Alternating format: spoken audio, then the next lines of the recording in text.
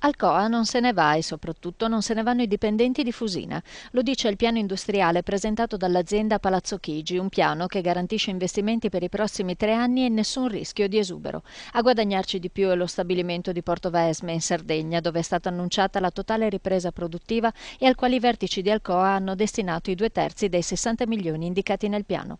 Un investimento di 25 milioni è invece la previsione per Fusina, dove cambierà però la strategia produttiva. Niente più produzione di alluminio primario, infatti, stando almeno a quanto annunciato dall'amministratore delegato di Alcoa Italia, Giuseppe Toia, ma nessun licenziamento farà seguito a questo mutamento di attività produttiva, per l'azienda comunque solo temporaneo. Secondo le previsioni, i 107 dipendenti del settore primario avranno tutti un futuro garantito, per una trentina di loro come manutentori degli impianti, per altrettanti con l'avvio al prepensionamento, per una quarantina invece con la riconversione nel laminatoio, in aggiunta ai circa 500 operai già impiegati nel comparto. Il piano presentato a Palazzo Chigi sembra dunque aver sgombrato il campo dai cupi scenari che avevano oscurato il futuro dell'alluminio in Italia, che uscirebbe invece addirittura potenziato.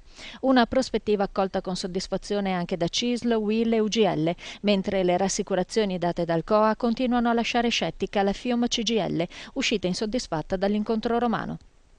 Preoccupazioni quelle della CGIL che riguardano proprio il sito di Fusina, per il quale rimangono le perplessità in relazione alle garanzie occupazionali e alla continuità di un sito del quale di fatto viene chiuso a tempo per nulla determinato un reparto di importanza strategica come quello dell'alluminio primario.